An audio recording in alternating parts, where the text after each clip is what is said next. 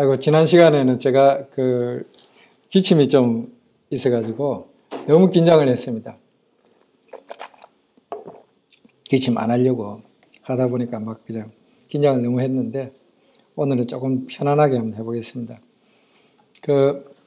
지난 시간에 이제, 말씀을 드렸죠. 저는 세 번에 나눠서 말씀을 드리는데, 대한민국의 이라는 어떤 만약 우리가 어떤 멋진 집으로 비유를 하자면은, 처음에는, 아주 멋진 집에, 이렇게 난 양옥 무슨 2층 집에 살 거야 라는 그런 꿈을 갖게 되는 단계가 있을 겁니다. 그 꿈을 가지고, 그 다음에는 그 설계도를 그리고, 설계도 그리고서는 이제 어떤 어디 남의 땅이라도 빌려가지고 가건물을 한번 지어보는 그런 단계가 있습니다. 그 다음에 이제 세 번째로 진짜 내 땅에다가 진짜 내 집을 짓는 그런 세 단계가 있을 텐데요. 첫 단계를 지난번에 말씀드렸습니다. 그 첫 단계는 1898년의 만민공동회에서 이제 민주공화국의 꿈이 우리 참 한국 사람들의 꿈이 되었다라는 얘기입니다. 그 다음에 이제 오늘 말씀드릴 것은 1919년, 그로부터 23년 후에 1919년 3.1운동과 3.1운동을 하면서 중간에 임시정부를 만들게 됩니다. 그래서 그것이 이제 두 번째 단계다. 이런 얘기가 되겠는데요. 이 3.1운동 이야기를 이제 좀 해야 될 것 같습니다. 3.1운동은 우리가 너무나 다 잘 알고 있죠. 3.1운동 모르는 사람은 없습니다. 그런데 이 3.1운동은 이제 1차 대전, 세계 제1차 대전이 끝나자 이제 세계 정세가 이제 크게 변했으니까 여기에 부응해서 우리 민족 이게 이제 막 움직이기 시작합니다. 처음에는 아무래도 정보가 빠른 미국에 있던 우리 동포들, 독립운동가들이 막 움직이고, 그 다음에 이제 일본에 있던 제일 유학생들이 2월 28일 날, 28입니다. 2월 8일 독립선언을 하게 됩니다. 그리고 이제 이 영향으로 한국에서 이제 막 물밑에서 굉장히 많은 언론들이 되는데 결정적인 것은 역시 상해에 있던 여운형 선생이 신한청년당이라고, 신한청년당 사실은 거의 이렇게 몇 사람이 오해가 급조한 거죠. 어떤 단체를 만들어 갖고. 그래가지고 이제 그 단체의 대표로 김규식을 이제 파리로 보냅니다. 파리로 보내면서 김규식이 이제 가면서 얘기를 하죠. 내가 가서, 파리에 가서 거기 외교관들한테 가서 내가 코리아에서 왔다라고 얘기를, 내가 불란서 말도 짧은데 가서 얘기를 하면 나를 누군지 알아주겠냐. 그래서 조선 국내에서 시위가 일어나야 된다. 그래서 조선 사람들이 독립을 원한다는 사실을 보여줘야 된다. 이런 이제 이야기를 하고 떠납니다. 이 여운형 선생을 중심으로 한 신한청년당의 기획이 역시 가장 직접적인 구체적인 기획이 되겠습니다. 그래서 이제 200만의 교도를 가지고 있던 그 당시에 우리나라 종교 단체 중에서는 가장 세력이 컸던 천도교에서 이제 사실은 조직과 자금에 태반을 뗍니다. 그래서 손병희 선생이 이제 나서서 저걸 하고, 채린도 이제 천도교의 간부죠. 채린이 이제 당대 최고의 걸정이 최남선한테 이제 독립선언서를 써라 이렇게 써. 그때 2주인가 3주인가 그 시간을 줬다 그래요. 그래가지고 이제 기미 독립선언서를 초안을 잡고, 그 다음에 이제 기독교에서는 주로 당시의 기독교는 한국 기독교가 이제 평안도 이 서북 지방에 세력이 컸습니다. 그래서 이성훈 선생, 평안북도 정주에 있던 이성훈 선생이 중심이 돼가지고 16명이 이제 서명을 하고 천도교에서 15명, 불교에서 한용웅, 백용성 2분 이렇게 33명이 독립선언서에다가 이제 서명을 합니다. 그래서 이제 이분들이 보통 뭐 어떤 사람들은 뭐 33만의 대포가 뭐 태화관이란 데로 뭐 도망을 갔다 이러는데 도망을 간 건 아니고 그 파고다 공원에서 가보시면 알겠지만 한 300m도 안 됩니다. 거리가 얼마 안 됩니다. 다만 이제 그 어떤 대중 시위 집회를 이 민족 대표들이 이렇게 책임지고 그 지도하지를 좀 않고 조금 그 대목은 저도 좀 이해가 잘 안 가는데 태화관에서 이제 독립선언 그 식을 하게 됩니다. 그리고 이 파고다 공원에 이제 사전에 연락을 받고 막 온 그 학생들 어떤 데는 1000명이라고 그러고 어떤 데는 5000명이라고 그러는데 하여튼 그렇게 많은 학생들이 모여가지고 있었는데 그 파고다 공원에서는 정재용이라는 33살의 어떤 그 청년이 기리 독립선언서를 이제 뛰쳐 올라가서 막 낭독을 합니다. 그리고 그 시대는 이제 막 흥분의 도간에 빠지면서 이제 시가 행진을 하게 되는데 여러분 이 시가 행진은 막 서울 시내 온 데 다니고 막 이랬을 것 같습니까? 그렇지 않았습니다. 목적지가 있었어요. 뚜렷한 목적지가 있었습니다. 어디로 갔습니까? 물론 뭐 떡두궁에는 이제 그 당시에 고종의 어떤 그 장례중이었기 때문에 거기도 들러서 이렇게 뭐 예를 표하고 이런 건 있었지만은 진짜 목적지는 미국 영사관이었습니다. 그리고 좀 있다가 이제 프랑스 영사관을 가거든요. 왜 미국 영사관을 왜 프랑스 영사관이냐? 바로 그때 미국 윌슨 대통령이 여러분이 잘 아시는 민족 자결주의를 내세웠기 때문입니다. 미국은 그때 이제 유럽의 전쟁에 거의 개입하고 있지 않다가 이제 뒤늦게 1차 대전에 참가를 하게 되죠. 해가지고서는 워낙 그 막대한 물자를 가진 미국이 이제 그 전쟁을 마무리 짓게 됩니다. 그리고 이제 미국이 그때부터 이제 세계 최강대국으로 영국을 제끼고 최강대국으로 또 올랐는데 이 윌슨이 이제 파리 강화 회의를 주도하게 되는 거죠. 그래서 우리 그 시위대는 바로 미국의 윌슨 대통령에게 우리의 메시지를 전달하려고 하는 겁니다. 그리고 파리 또 에서 열리고 있기 때문에 프랑스 영사관에 우리의 뜻을 해달라 이렇게 이제 시위를 하게 됩니다. 그리고 그때 이미 이제 그 기차가 통하는 어주, 안주, 평양, 신천, 원산, 이런 그 주요 북쪽 지방들은 이미 그 천도교나 기독교의 그 조직망을 통해서 이미 그 며칠 전에 독립선언서가 다 전달돼 가지고 3월 1일 날 다 일제히 같이 그 만세운동을 전개하고 개성에서는 3월 2일 날 시위를 합니다. 그래서 그 뒤부터 계속 이제 한 2달 동안 전국 시골 장터까지 이제 만세운동이 벌어지고 총독부 통계로는 참여 인원이 106만이나 돼 있고 이 사망자는 553명이다 이렇게 돼 있고 검거된 사람은 26,000명이다 이런데 참여자도 보통 그 2배 정도 한 200만은 될 걸로 추산되고 있고 사망자도 553명보다는 다소 많은 한 900명 정도로 추산되고 있습니다.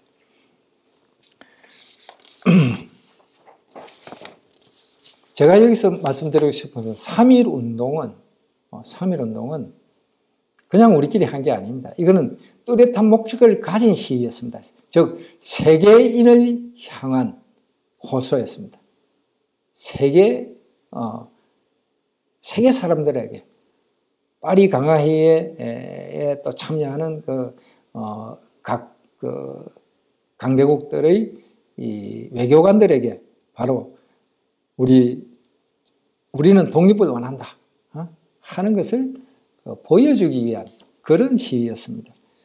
그리고 이제 유독 그 평화 시위, 비폭력 시위 이거를 굉장히 강조하거든요. 김희독립선언서에도 그렇게 딱 써놨습니다. 그걸 왜 강조하느냐? 우리도 문명인이다. 응? 이거를 보여주는 겁니다. 우리는 독립할 능력이 있다. 우리 스스로 이렇게 질서를 지키고 이렇게 행동할 수 있는 이런 어떤 그 민족이다. 이것을 보여주기 위한 그런 뜻이 아주 컸습니다. 그러면 유림, 이제 유교 쪽이죠. 이쪽은 왜 참여를 안 했느냐? 이쪽은 한용운 선생이 곽종석이라고 저기 뭡니까? 경상남도 산청인가 거창인가에 살던 그 곽종석이라는 분이 그 당시 유림의 이제 수장이었습니다. 그분한테 참여해라고 얘기를 했는데 거부했습니다.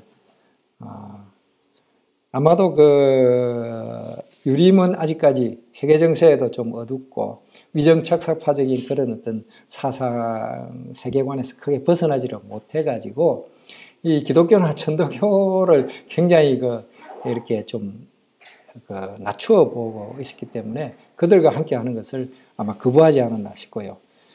그 다음에 이 천주교도 가톨릭도 참여를 안 했습니다. 그때 교세를 보면은 물론 천도교가 200만 가장 많았지만은 천주교와 개신교가 거의 비슷하게 한 15만 내지 20만 정도 됐거든요. 그런데도 이 가톨릭은 전혀 참여를 안 했습니다. 왜 그랬냐? 가톨릭은 그 전에 조선에 좀 일찍 들어와 가지고 너무 많은 희생자를 냈습니다. 10,000명 이상의 우리가 잘 알다시피 순교자를 내지 않았습니까? 박해를 받아 가지고. 그래서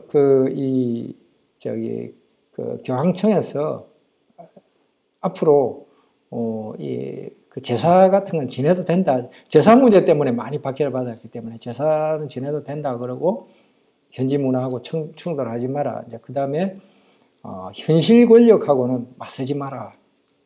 이렇게 지시를 합니다. 그래서 한국 천주교가 35년 일제시대 동안 전혀 독립운동에 참여를 하지 않습니다. 나중에 총리가 되는 장면 총리 같은 분들도 사실 해방 후에 친일 시비에 걸리게 되는데 그게 이제 좀 개인적인 문제도 있지만 천주교의 어떤 입장이었다. 이런 것을 이해할 필요가 있겠습니다. 그 다음에 아까 유교는 참여를 안 했다고 했는데 나중에 보니까 전 민중이 자기들이 낮추어 보던 기독교와 천도교의 지도하에 이 만세운동을 전국적으로 벌리니까 뒤늦게 이분들이 깨달아가지고 이거 안 되겠다 해서 자기들이 137명인지 서명해서 독립청원서를 따로 써가지고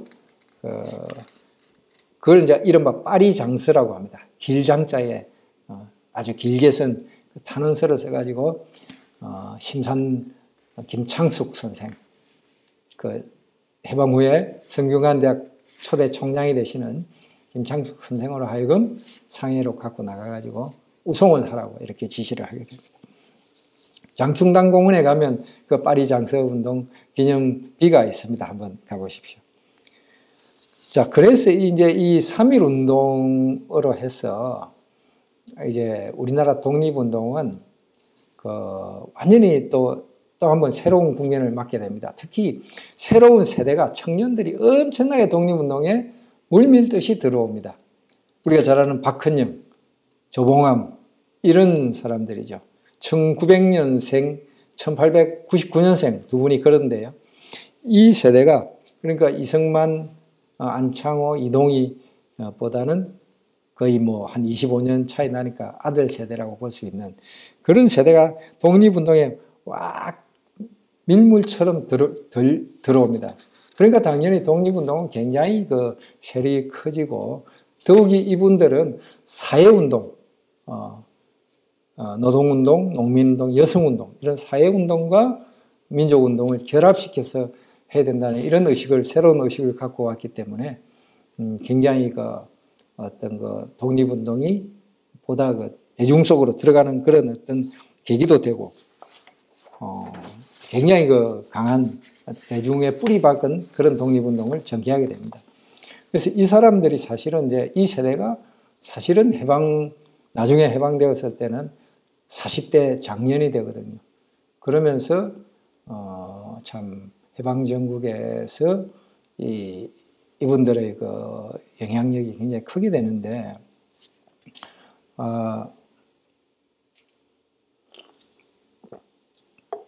조봉암 선생이 쓴 자서전을 보면은 3.1운동 전에는 자기는 그냥 아주 뭡니까. 그렇게 크게 어떤 사회의식이 없었다는 겁니다. 근데 3.1운동을 거치면서, 나는 이제 평생 독립운동을 해야 되겠다. 이런 결심을 하게, 된다는. 박헌영 같은 경우도 3.1운동 당시 아마 경기고보 3학년인가 그랬을 겁니다. 그러니까 비슷했겠죠. 우리가 아는 많은 분들이, 공산주의 그 계열의 독립운동가들이 대부분 그때 10대, 20대로서 3.1운동을 겪게 됩니다. 그런데 이렇게 이 세대의 등장으로 해서 우리나라 독립운동이 아주 폭발적으로 성장을 했지만 동시에 제가 지난 시간에 말씀드린 우리나라 독립운동의 기본 노선, 즉 만민공동회에서 정립되었던 그 기본 노선이 많이 흔들리게 됩니다. 즉 친소, 그러니까 친미가 아닌 친소, 또 민주공화국이 아닌 어떤 프레타리아 독재 또는 어떤 공산주의 어떤 소비에트 체제 이런 어떤 것을 이상으로 생각하는 그런 이제 유파가 그런 흐름이 들어오게 되는 거죠. 그런데 이 두 흐름이 이제 보통은 좌우 갈등 이런데 좌우 갈등이라기보다는 세대 갈등의 그런 면도 있는데 이 두 흐름을 이제 두 세대를 다 아들처럼 손자처럼 이렇게 어울리면서 친구로 삼아서 이렇게 놀던 한 노인이 있었습니다. 아주 유머가 넘치는 재미있는 할배였는데 이분이 바로 월남 이상재 선생이었습니다. 지금도 종로 이가에 가면 YMCA 회관 있지 않습니까? 거기 바로 그 자리에 있었습니다. 건물은 바뀌었습니다만 새로 지었습니다만 YMCA 회관 거기에 이제 총무로서 자기가 뭐라고 정확한 명칭 모르겠습니다. 일종의 책임자죠. 사무총장 이런 걸로 자기가 거기 딱 버티고 있으면서 이제 그 젊은이들을 친구로 그냥 같이 노는 할배였습니다. 박헌영도 YMCA에서 영어를 배웠고 조봉암도 YMCA 중학부에서 한참 공부를 한 적이 있습니다. 딱 그런 사람들이 이상재 선생의 울타리 안에서 같이 놀았던 거죠. 제가 참 개인적으로 너무 좋아하는 분이고 사표로 삼아서 저도 이제 노인이 되었으니까 그분처럼 이렇게 아들 세대, 손자 세대와 친구가 되는 그런 노년을 꿈꾸고 있습니다만, 자,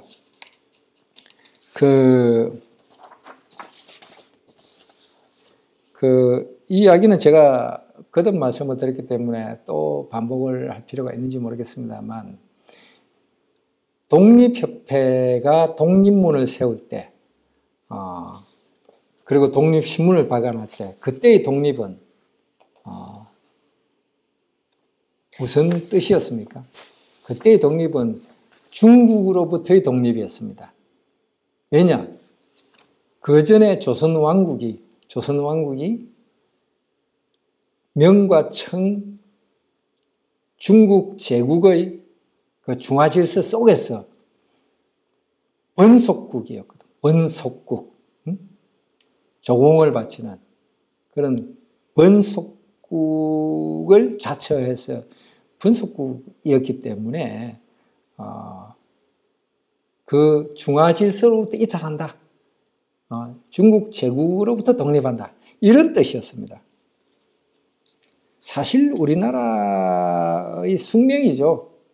전 세계에서 중국만큼 큰 나라가 어디 있습니까? 인구가 뭐 지금 인도가 워낙 인구가 많아져 가지고 비슷해졌습니다만 그 전에 원래 이 영토나 모든 면에서 중국만한 나라는 없었습니다. 인도는 뭐 또 그 당시에 통일되어 있지도 않았고 식민지였고. 그러니까 중국 옆에 있다는 것은 우리나라의 숙명입니다.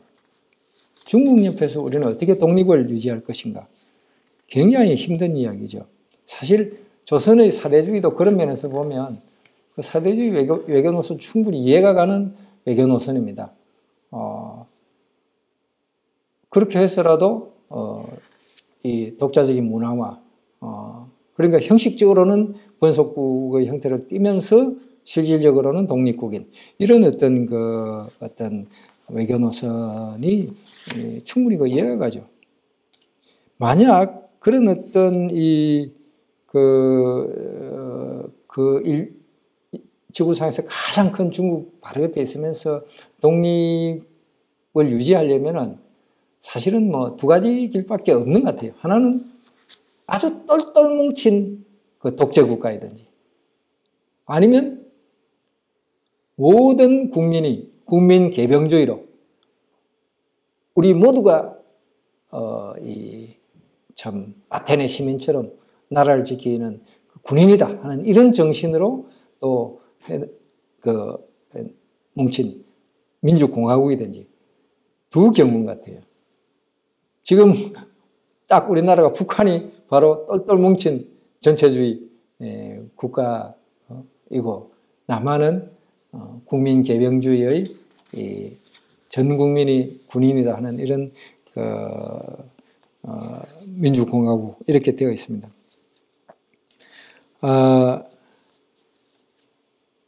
여하튼 우리 조상들은 이런 고민을 하고 있었는데 이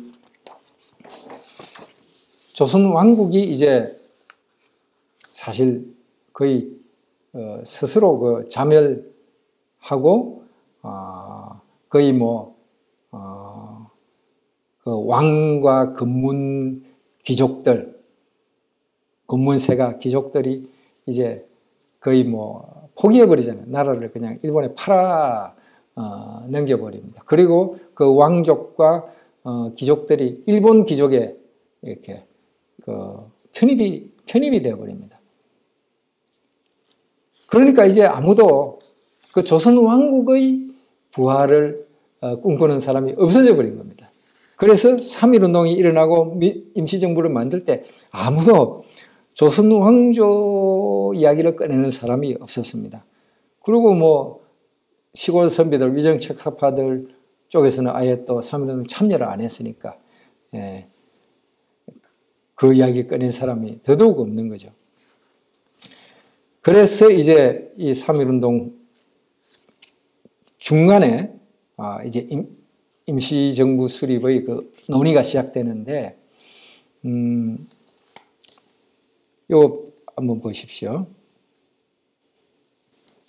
여기 보면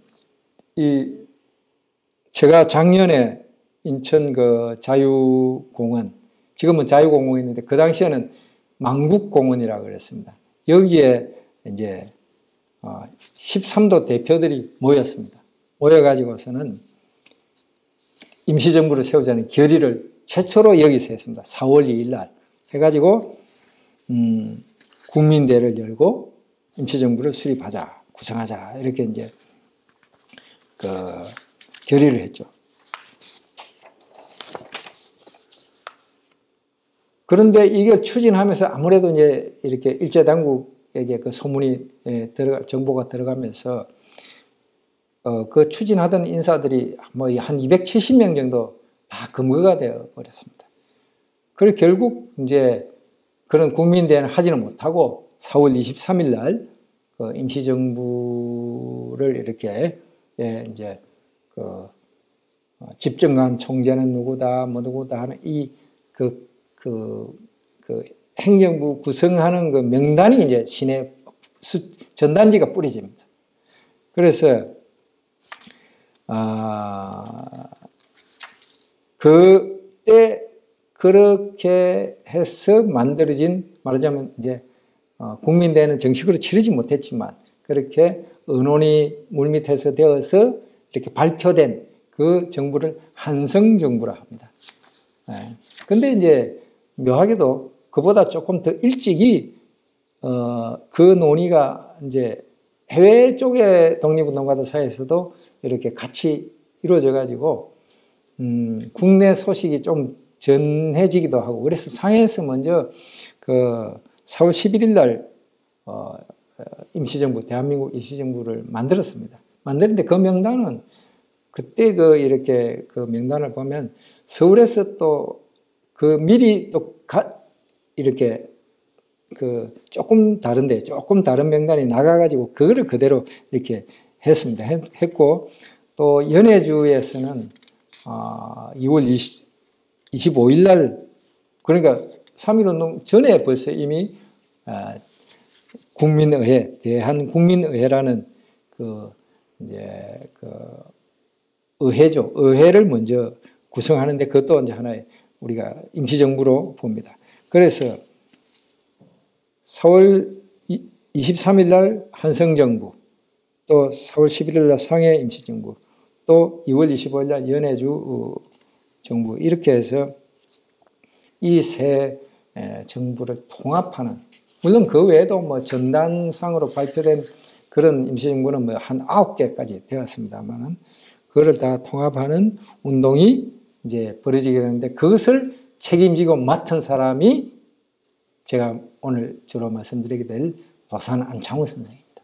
이분은 미국으로 망명해서 대한인 국민회 중앙총회 회장을 하고 있던 안창호 선생이 이제 상해로 배를 타고 오게 됩니다. 그래서 5월 25일 날 상해에 도착을 해가지고 바로 이제 이 임시정부 통합 운동을 하게 되는데, 이분이 이제 하는 거는 기본적으로 4월 23일 날 한성에서 발표된 그 명단 그대로 이제 되도록 그대로 해서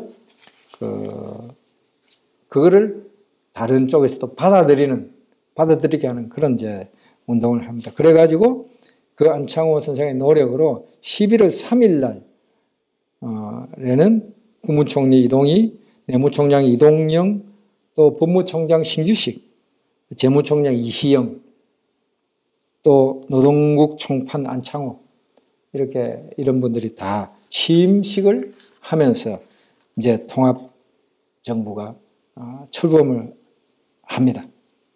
당시의 사정을 보자면은 자금은 주로 그 미국의 그 동포들이 그러니까 대한인 국민회의 중앙총회에서 보내는, 그러니까 즉 안창호 선생이 회장으로 있던 단체에서 보내는 자금으로 주로 하고 쓰고, 그 다음에 직원들 한 60명이 있었는데 그 중에 3분의 2가 다 3분의 2가 조금 넘죠. 48명이나 그 평안도 출신들이었습니다. 그러니까 즉 안창호계라고 말할 수 있죠. 그러니까 안창호 선생이 여기 노동국 총판이라는 뭐 이렇게 좀 뭐랄까 장관급이나 될까요? 다른 분들은 또 법무부 총장, 뭐 재무부 총장 이렇게 돼 있는데 이름이 그렇게 돼 있는데 노동국 총판 이렇게 돼 있는데 이런 정도의 직위. 근데 이 안창호 선생이 이걸 굉장히 고집했습니다. 자기는 이걸 한다. 왜냐? 한성정부에서 자기를 그렇게 이제 해놨기 때문에 자기는 안 고친다는 거죠. 그래서 했지만은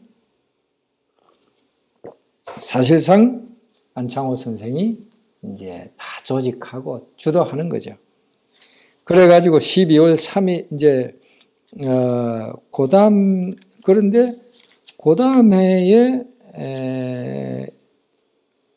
그 다음에 그렇죠. 20년 2019년 12월에는 이승만 대통령도 상해로 이제 배를 타고 와가지고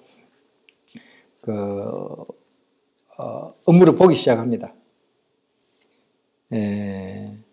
그래서 이렇게 하는데 사실은 이제 여러 가지 노선 차이도 있고 이래가지고 이 이동희 총리가 21년 1월에 사임을 하고 연해주로 돌아가 버리고 또 5월 달에는 뭐 안창호 선생마저도 사임을 하고 이승만 대통령은 5월 29일 날 그냥 미국으로 돌아가 버립니다. 그러므로 해서 이 세 분의 지도자를 중심으로 이렇게 돌아가던 임시정부가 일단 와해되고 이제 남은 분들이 간판을 지키게 되는데 사실 이 세 분이 같이 이렇게 활동하던 19년 11월부터 21년 1월까지 15달의 기간이 전성기라고 볼 수 있겠습니다. 이 임시정부의 영향력, 권위, 그래서 이 국내 국외의 모든 동포들이 이 임시정부의 권위를 인정하고 그 지도를 따르던 때라고 말할 수 있겠습니다. 자, 이 사진을 한번 보시면요. 이승만 대통령을 환영한 자리입니다. 환영하는 자리인데요. 미국에서 배를 타고 이승만 대통령이 상해로 온 거죠. 여기 보면 한가운데에 이 꽃다발을 목에 건 사람이 이승만이고 그 옆에 이제 이동희 선생, 이 카이제 수염이라 합니까? 수염을 이렇게 길렀습니다. 체격이 좋죠. 장군, 이 군인 출신입니다. 이동희 선생. 그 다음에 그 반대편 쪽에 안창호 선생. 이렇게 세 분이 한가운데 있었습니다. 세 분의 지도자가 역시 한가운데 서 있죠. 그래서 이 세 분의 지도자에 대해서 좀 한번 살펴볼 필요가 있습니다. 우리가 뭐 흔히 하는 말로는 이동희 선생은 용장, 이승만 대통령은 이제 지장, 안창호 선생은 덕장 이렇게 말할 수 있는데 이동희는 이제 현실 타파의 혁명가다. 이승만은 이제 권력지향의 정치가다. 안창호는 조직 관리에 능한 조직가다. 뭐 이렇게도 말을 하고 있습니다. 그만큼 세 분은 아주 개성이 좀 뚜렷한 다른 분들이었습니다. 이동희는 여러분들이 뭐 좀 그렇게 익숙지는 않은 이름이실 텐데요. 사실은 당대에 이 임시정부 뭐 종이 이렇게 발표만 됐던 이런 한 7개, 8개 이렇게 되는 임시정부에서는 이승만과 이동희가 번갈아 가면서 한 분이 이렇게 국가원수, 대통령 뭐 이런 한 분은 국무총리 아니면 또 다른 데서는 또 한 분이 대통령, 한 분이 국무총리 이렇게 두 분이 엇갈려 가면서 국가원수로 추대될 정도 되니까 이동희 선생이 얼마나 그 당시에 대단한 독립운동가로서 널리 인정받고 있었는가 하는 것을 알 수가 있습니다. 그런데 이분은 함경남도 단천의 아전의 아들입니다. 아전의 아들로서 아주 어렸을 적에 10대 때는 통인을 했습니다. 군수의 심부름꾼이죠. 그런 것도 했던 그런 이제 분인데 나중에 군사학교에 들어와 가지고 군인으로서 물론 이제 대한제국 말기에 군인으로서는 참령이 요즘으로 치면 대령인지 모르겠습니다. 근데 뭐 그 당시에 또 장군이라는 계급이 있었는지도 모르겠고 어쨌든 굉장히 높은 계급을 하고 강화 진위대장까지 했으니까 요즘 치면 뭐 사단장쯤 되는지 모르겠습니다. 그렇게 군인으로서 출세를 하긴 했지만 그러나 조선 왕국이 망한 지 아직 10년도 채 되지 않은 시점에 아전의 아들이 국가 원수로 추대된다.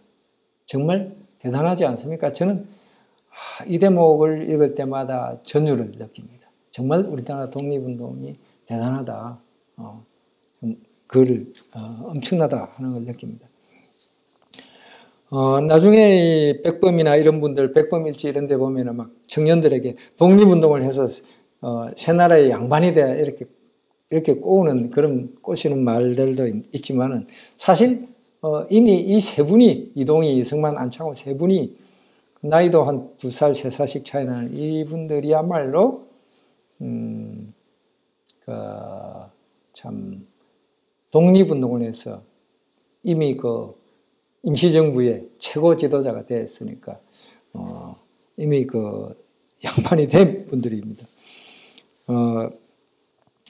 이 이동희 선생은 뭐 아무래도 군인 출신이니까 무장투쟁을 중시하는 입장이고, 또 연해주에서 활동을 하다 보니까 이제 나중에 그 친공산당 입장이 돼가지고, 그전에는 기독교인이었습니다. 근데 그 친공산주의자가 돼가지고 한인사회당을 조직한다든지, 나중에 상해파 공산주의의 그 흐름을 주도하는 이런 분이 됩니다. 그 다음에 이승만은 뭐 잘 알지만은 몰락 양반의 아들이라고 말할 수 있습니다. 몰락 양반이죠. 뭐 거의 평민입니다, 사실은. 가난하니까요. 근데, 뭐 나중에 이제 대통령이 되고 막 이렇게 한 후에는 뭐 알고 봤더니 이 사람이 무슨 왕족이었다 이런 말도 있지만, 뭐 양녕대군의 16대손이지. 그런데 사실 그런 거는 큰 의미가 없습니다. 그 사람은 청년 시절에는 오히려 그 왕실이나 이 명문 귀족들에 대한 반감이 아주 컸습니다. 이 사람이 그 나중에 그 박사학위 받고 미국 유학에서 잠시 돌아왔는데, 이때 이 사람이 나라가 없어진 거는 좀 슬프지만은 왕, 양반, 상투가 없어진 게 시원하다. 속이 시원하다. 이런 이야기도 했죠. 이분이 그 1897년 그 배제학당 졸업식에서 영어로 연설하는 이야기는 참 재미있는 일화입니다. 아주 그 젊을 때인데요. 22살 때 아닙니까? 그때 이제 영어 배운 지 얼마 안 되는 사람이 아펜젤러 언더우드한테 막 열심히 영어를 배워가지고 이제 한국의 독립이라는 그 주제로 영어로 연설을 하니까 사람들이 깜짝 놀래고, 특히 외교관들이나 선교사들이 저 녀석 한국의 미래의 지도자다 이렇게 점찍고, 사실 죽을 고비를 여러 번 넘기고 막 역적으로 몰려서 이렇게 막 할 때 5년 7개월 징역 살해할 때 또 탈옥하기도 하고 이러는데, 그 과정에서 이 선교사들이 번번이 압력을 넣어가지고 살려 주게 되고, 선교사들이 또 외국 유학도 시켜주고 이렇게 하게 되는 그 배경이 되죠. 안창호 선생은 평양 근처에 그 시골 강서라는 곳이 있습니다. 거기에 아주 평범한 농민의 아들입니다. 아주 평범한, 정말 평범한. 그러니까 전형적으로 평안도 쌍놈이라고 본인이 그런 말을 많이 하고 했습니다. 평안도 쌍놈이었습니다. 그런데 이분이 20살 때, 지난번 시간에도 제가 말씀드린 20살 때 이 평양 쾌재정이라는 그 정자에서 열린, 거기에 뭐 평양 감사도 관찰사도 참여하고 있는 자리에서 수백 명이 모인 그 자리에서 이분이 뭐 아주 그냥 아직 10대 소년 티를 벗어나지 못한 20살밖에 안 된 이 청년이 연설을 해가지고 그냥 일약 스타가 거기서 만민공동회에서 연설해서 스타가 됩니다. 이분이 미국으로 이제 망명을 가가지고 대한인 국민의 중앙총회 회장이 됩니다. 안창호 선생은 이분은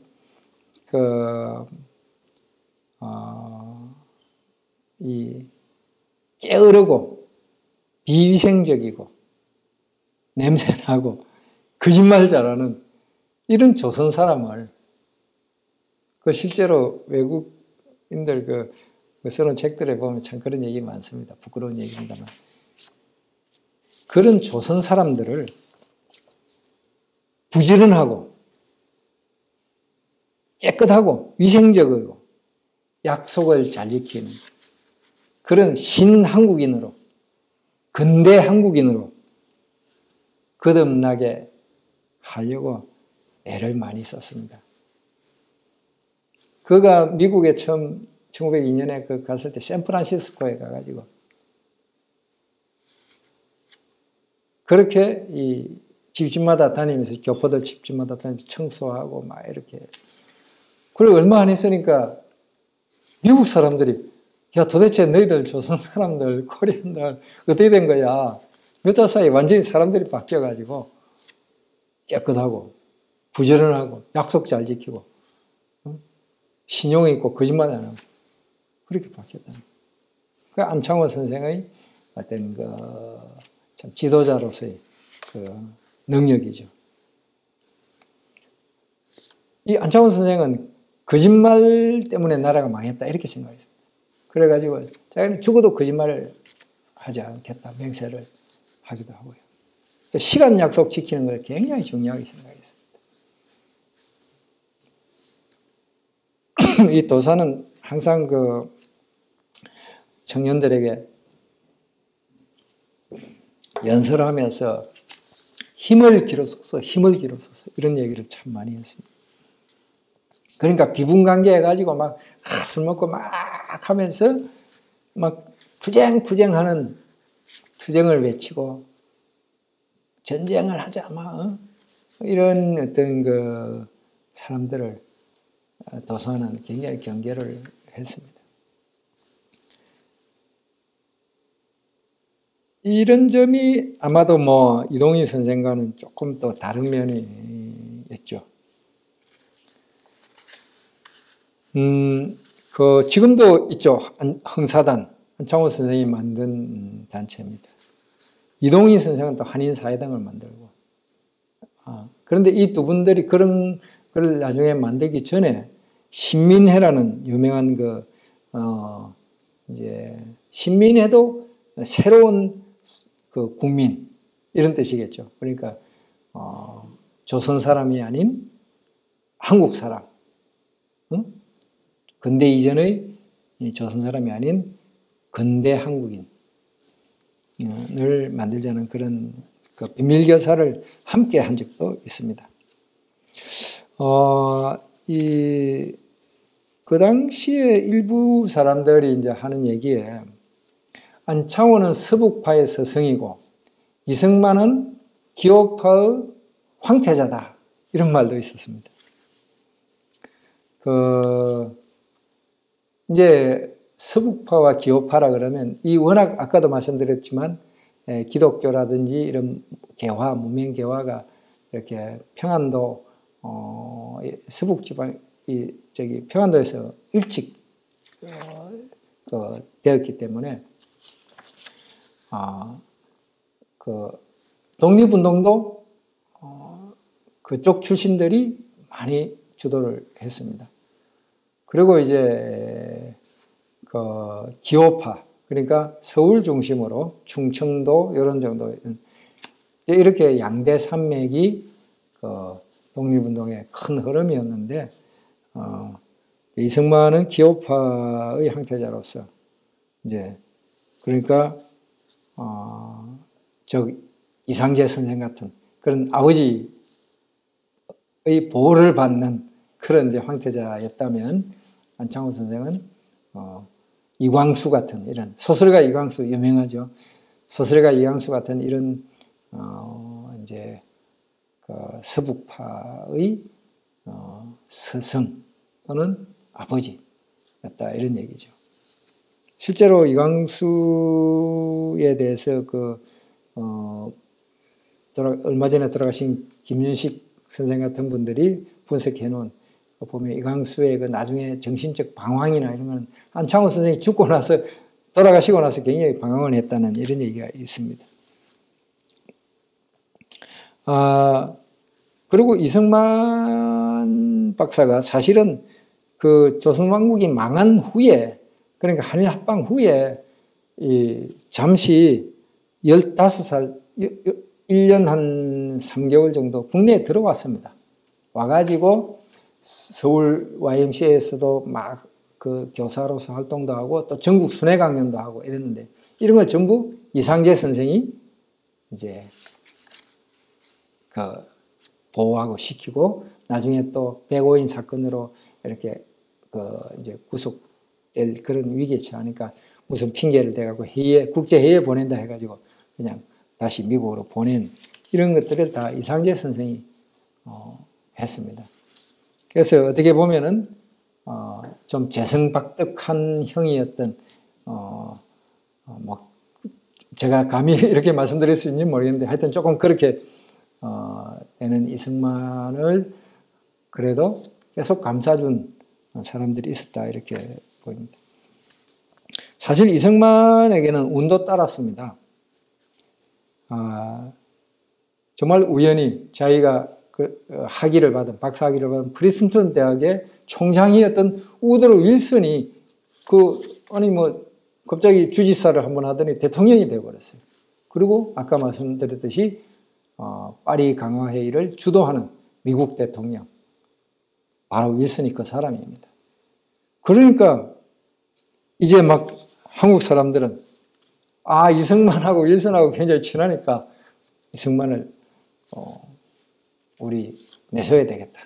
이렇게 해서 거의 뭐 많은 사람들이 다른 쟁쟁한 분들을 제끼고 이승만을 대통령으로 추대를 했습니다.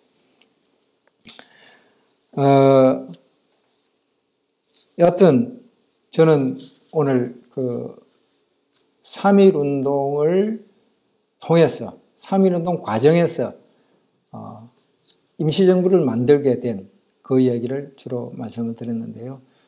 이 임시정부는 나중에 1948년에 실제로 만들어질 대한민국의 설계도와 같은 것이고 또 가건물과 같은 것이다. 그리고 1898년 만민공동회의 그 꿈을 이렇게 도면에 그려보고 또 가건물도 지어본 것이다. 이런 이렇게 말씀을 드렸습니다. 상해 임시정부의 그러니까 이때 상해 임시정부는 통합정부 전에요. 4월 11일 날 만들어졌던 상해 임시정부 임시헌장 제1조에 대한민국은 민주공화제로 한다. 이렇게 해놨습니다. 그리고 9월 11일 날 이제 그 새 정부를 통합한 통합임시정부의 임시헌법에서는 제1조에 대한민국은 대한인민으로 조직한다. 제2조에서 대한민국의 주권은 대한인민 전체에 있다. 이렇게 명시를 했습니다. 그리고 입법, 행정, 사법, 상권 분립도 명시를 하고 그 형식 틀을 짜서 한 얼마 안 되는 숫자의 사람으로라도 임시정부를 그렇게 꾸렸습니다. 하지만 항상 임시정부라고 했죠. 왜냐? 국민의 선거에 의해서 선출되지 않았기 때문에 임시정부라고 했습니다. 그러니까 민주공화국의 설계도를 그리고 또 남의 땅 상해에다가 그 가건물이라도 지어보았다는 그 얘기를 말씀을 드립니다. 감사합니다. 그건 굉장히 그 스토리 자체는 굉장히 복잡하지만 그걸 단순화시키면 우리가 흔히 아는 상해 임시정부는 통합 임시정부를 말하는 겁니다. 그 통합 임시정부도 상해에 있었기 때문에 통합 임시정부에 이제도 상해 임시정부를 하고 통합되기 전에 상해에서 만들었던 정부도 4월 11일의 임시정부도 상해 임시정부. 그런데 한성정부하고 노령의 국민의회하고 이 상해 임시정부 이렇게 구분해서 이야기할 때는 한성정부가 구분해서 이야기할 때는 4월 11일의 상해 임시정부를 말하는 거거든요. 그래서 그때는 이 4월 11일의 임시정부는 국무총리로 이승만을 지명했죠. 예, 그 차이가 있는 겁니다. 저는 지금 이제 1800 98년의 만민공동회, 독립회와 만민공동회를 주로 얘기했고, 그 다음에 1919년의 3.1운동과 임시정부를 주로 얘기하고, 그 다음에 그 사이에 19년에서 48년 사이에 있었던 모든 일을 생략하고 48년의 건국을 이야기할 겁니다. 그때 김구 주석도 잠시 등장하겠습니다만은 그 사이에 있었던, 그러니까 뭐 이봉창, 윤봉길의 거사라든지 이런 일이 벌어지는 30년대의 임시정부 이야기는 생략을 합니다. 예, 그거는 이제 별도로. 근데 이 참 중요한 건데요. 제가 이건 나중에도 강조할 건데, 큰 줄기를 먼저 잡아야 됩니다. 그 다음에, 거기에 파생되는 이야기. 근데 이거를 역사를 공부할 때 큰 줄기를 먼저 못 잡고, 파생되는 이야기를 먼저 알게 되면 이게 그냥 이게 스토리가 정리가 안 되는 거죠. 예, 그래서 왜 이렇게 됐지? 이게 이해가 잘 안 됩니다. 그런데 큰 줄기를 먼저 꿈의 단계, 설계의 단계, 실제 건축의 단계, 이렇게 3단계로 한번 이렇게 먼저 잡아놓고 그 다음에 다른 공부를 해보시면 아마 이해가 잘 되실 것 같습니다. 예. 김구 주석은 아까 요 사진으로 보여드렸던 그때 그 행사장에서는 경무국장이었습니다. 경무국장. 그러니까 경찰청장 정도 되는 임시정부 내에 그런 이제 지위를 가지고 그 행사를 경호하고 이러셨는데, 그때 이제 이승만하고 둘 사이에 이렇게 아주 이제 사이가 좋은 관계가 되는데, 나중에 이 임시정부가 이 서북파로부터 기업파로 이 주도권이 넘어갑니다. 그러면서 김구 선생이 이제 국무령 또는 주석이 되어가지고 해방될 때까지 임시정부를 지키게 됩니다. 지키게 되는데, 그때 임시정부는 이미, 아까 말씀드린 그 전성기의 임시정부는 아니고, 그 전성기에 이동희, 이승만, 안창호가 대통령, 국무총리 또 노동부 총관으로 이렇게 활동할 때의 그 임시정부에 비하면 그 이후의 임시정부는 거의 독립운동 단체 중에 하나 정도로 이렇게 지위가 많이 떨어지죠. 네. 나중에 이제 해방전국에서 그 임시정부를 이렇게 부양을 이렇게 좀 시켜가지고 그걸 중시하는 그런 분들도 있긴 합니다만은, 만약 그 임시정부가 19년의 임시정부 같은 그런 위상을 갖고 있었다면은 전혀 다른 양상으로 아마 해방전국이 전개되었을 겁니다.